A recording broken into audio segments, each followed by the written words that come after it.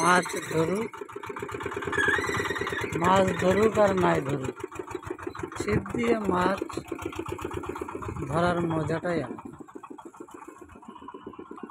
এক অন্যরকম ফিল, অন্যরকম অনুভব। এই যে আপনারা দেখতে পাচ্ছেন একটু করে খাচ্ছে, বাস লেগে গেছে। মিস হয়ে গেল দাদাটার একটা মাছ মিস হয়ে গেল।